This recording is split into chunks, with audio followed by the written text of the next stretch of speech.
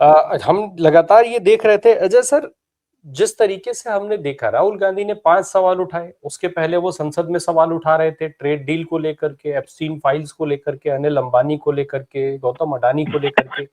इन सारे सवालों पर सीधे सरकार की तरफ से कोई आंसर नहीं आया, गोल गोल घुमा करके और जगह जगह घूम घूम करके इन सारे लोगों को, इंक्लूडिंग प्रधानमंत्री नरेंद्र मोदी, अलग अलग तरीके से उन बयानों को किस तोड़ मरोड़ करके बताना पड़ रहा है देश को कि नहीं नहीं राहुल गांधी गलत सवाल पूछ रहे हैं, गलत सवाल पूछ रहे हैं।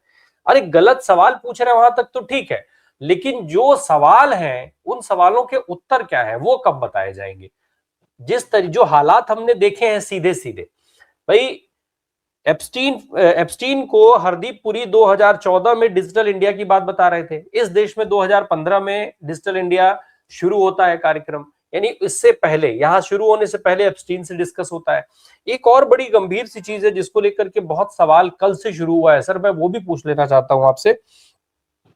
सोशल मीडिया पर लोग ये जानना चाह रहे हैं कि जिस तरीके से आधार कार्ड बने, लाइनों में लगवाया गया देश को, आधार कार्ड बनाए गए, फिर उसके बाद उस आधार कार्ड को तमाम बैंक खातों से लेकर के और हर जरूरी स्कीम और कागज के साथ उनको जोड़ा गया। फिर उसके बाद जब एसआईआर हुआ तो ये कह दिया गया कि आधार बेकार है, आधार किसी काम का नहीं है, उसका कोई उपयोग नहीं है, जीरो हो गया।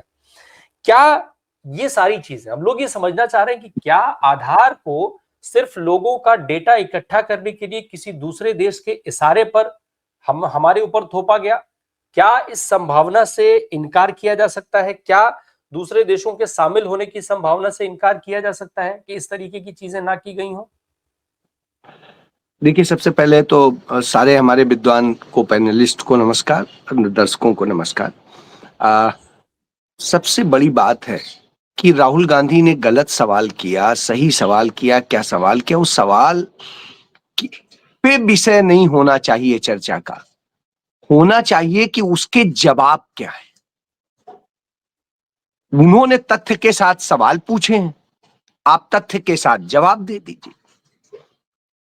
वो भारत के नेता प्रतिपक्ष हैं, आप चाहे माने चाहे ना माने, चाहे आपकी तो पूरी मशीनरी लगी रही कि कांग्रेस जीतने ना पाए, उनके खाते फ्रीज कर दिए गए थे चुनाव के वक्त में। उनके स्थिति ये थी कि वो अपने लोगों को मूव नहीं करा सकते थे। बावजूद इसके यदि उनके 100 एमपी जीत के आते हैं, 99 उनके सिंबल पे और 2 अदर्स मिला के 101 एमपी जीत के आते हैं, तो मजाक नहीं है। ये इसलिए जीत के आते हैं क्योंकि यकीन होता है उस शख्स में, और ये तब जीत के आते हैं जब इतनी विपरीत परिस्थितियां थी। यदि भाजपा के आसपास भी होती तो शायद भाजपा कहीं दिखाई नहीं देती। बहरहाल, चलिए, ये एक अलग विषय है। राहुल गांधी जब जब सवाल पूछते हैं, एक एक सवाल तथ्यात्मक होता है। आप उसका जवाबों के साथ में उन्हें कड़ा वो कीजिए ना, प्रत्युत्तर दीजिए। तो आपके अंदर वह क्षमता नहीं है। आप सिर्फ गाली दे सकते हैं, लांछित कर सकते हैं, तमाम झूठे आरोप लगा सकते हैं। आरोप क्यों लगा रहे हैं? पिछले 12 साल से आपकी सरकार है। यदि वो अर्बन नक्सल थे तो उनको जो नक्सलियों के निवारण के लिए कानून है उसके तहत उन्हें जेल में डालते, भेज देते, सजा करा देते। यदि वो भ्रष्ट हैं या राष्ट्र विरोधी काम करते हैं तो आप उसकी एफआईआर दर्ज करते और वो करते, उन्हें गिरफ्तार करते, ट्रायल कराते, जो भी होता कोर्ट ऑर्डर करता होता। आप असल में डरपोक हैं, कायर हैं और मक्कार हैं। इसलिए आप सही बात नहीं कह सकते, सवालों के जवाब नहीं दे सकते, आप झूठी बातें करेंगे, इस तरह की बात करेंगे। तो मैं समझता हूं कि ऐसे झूठे, और झूठे नहीं, ये घिनौने लोग हैं। जब चूंकि हमारे साथ में प्रकाश जी भी बैठे हुए हैं तो वो तो वहां पर जानते हैं कि कितनी घिनौनी हरकतें हुई हैं, कैसे कैसे वो हत्याएं हुई हैं, कैसे कैसे जजेस से लेके तमाम सारे लोग कहां कहां क्या हो गया। तो वो सब सबूत है कि यह सरकार असल में डरती है राहुल गांधी के बोलने मात्र से। राहुल गांधी की आवाज उसे ऐसे लगती है जैसे कान में शीशा गला के डाल दिया गया। इस तरह से डरते हैं? क्यों डरते हैं? क्यों प्रधानमंत्री भाग जाता है जिस सदन का वो नेता सदन है, अपने ही सदन से जिसका वो नेता है वहीं से भाग जा रहा है? स्पीकर झूठ बोल रहा है, डरा हुआ दिखाई दे रहा है, एक सबूत नहीं है। साहब, राहुल गांधी पे आरोप है। चलिए भाई, आरोप तो आप पे है, आपने ये घिनौनी हरकतें की। दुनिया के सबसे बड़े घिनौने लोग आपके सलाहकार, दोस्त, आपके लोगों के करीबी हैं।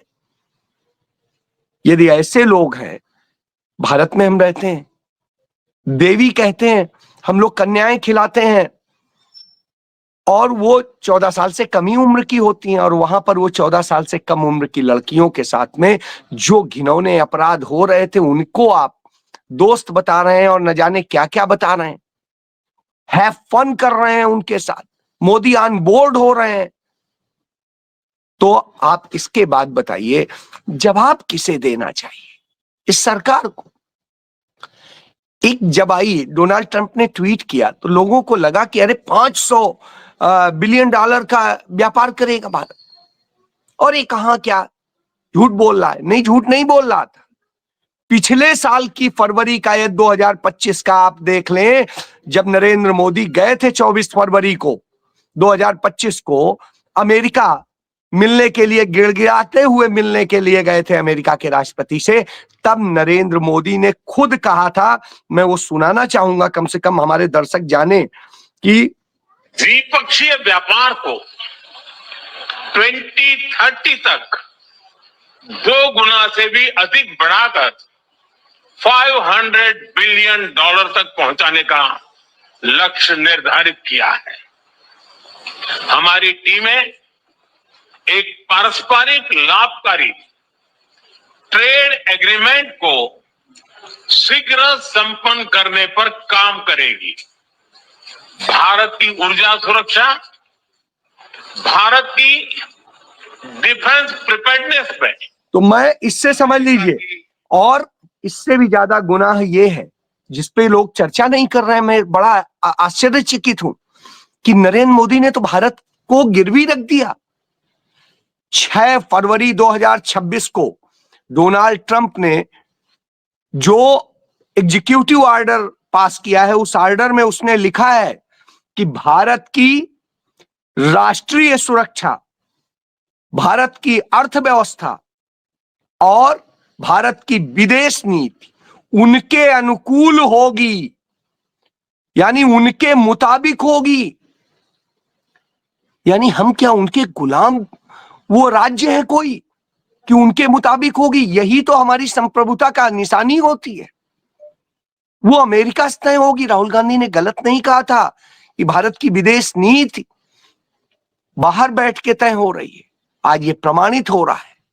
तो एक एक बात जिस नेता की आज तक प्रमाणित हुई है, उस आदमी के सवालों से तो आपको डर लगेगा ही, और वही डर लग रहा है। मैं एक बात बताना चाहूंगा प्रशांत जी को, चूंकि प्रशांत जिक्र कर रहे थे सेमीकंडक्टर की चिप का, तो मैं बता दूं कि वो चिप बनाने का जो कार्यक्रम है वो 1980 में ही शुरू हो गया था। सेमीकंडक्टर की SCL, जो भारत में चिप बनाने की औपचारिक शुरुआत 1984 में हो गई थी। यहीं मैं चंडीगढ़ रहता हूं, मेरे से करीब 10-11 किलोमीटर पड़ता है जहां पर उसकी फैक्ट्री लगी हुई है सेमीकंडक्टर की, SCL की। और इसकी स्थापना 1976 से शुरू हो गई थी, और इसके बाद में इसको तकनीकी सहयोग के लिए माइक्रोसॉफ्ट इंक के साथ में इसका समझौता भी हुआ था, उत्पादन भी शुरू हो गया था CMOS तकनीक के तहत। और फिर 1989 में इस प्लांट में बड़ा, जिसे कहेंगे रहस्यमय तरीके से आग लगी, और उसने भारत को पीछे छोड़ दिया था। राजीव गांधी की सरकार जाने के वक्त चुनाव चल रहा था, और जब यह घटना हुई, फिर इसको जब कांग्रेस की सरकार आई तो उसने इसके पुनरुद्धार का काम किया और अंतरिक्ष क्षेत्र में इस पर काम किया। इसरो के साथ में, इसरो के प्रोजेक्ट में जो विशेष चिप लगती है वो 2009 में विक्रम 1601 उसमें जो चिप लगी है ये माइक्रो प्रोसेसर की, वो हमारे यहाँ ही बनी हुई है, वो वाहनों में भी यूज हो रही है। तो इससे समझ लीजिए नरेंद्र मोदी कोई नया नहीं करने जा रहे हैं। ये झूठ बोलने की आदत है कि सबसे पहला सबसे पहला सबसे पहला, ये कुछ पहला वहला नहीं कर सकते। तो असलियत ये है, ये झूठे लोग हैं, मक्कार लोग हैं, कुकर्मी लोग हैं, बलात्कारी लोग हैं। मैं ये सब इतने शब्द क्यों कह रहा हूं? क्योंकि भारत में जो रेप की घटनाएं होती हैं उनमें जो रेप के मुलजिम हैं वो 82% मुलजिम बीजेपी और उससे जुड़े संगठनों के लोग हैं। 82%। सोच लीजिए, इस देश के 82% बलात्कारी भाजपा और उसके लोग हैं। तो कल्पना कर लिए जो बलात्कारियों की ये फौज होगी जिनकी, वो क्या करेंगे। एनसीआरबी के डेटा का आप एनालिसिस देख लीजिएगा, जो उनके बलात्कारियों के जो पूरा वो होता है, उनके विचारधारा और उसको लेकर के किस तरह से थे, बैकग्राउंड को लेके, उसमें आपको मिल जाएगा। तो मैं ये इसलिए कह रहा हूं कि ये इस तरह के घिनौने लोग हैं जी।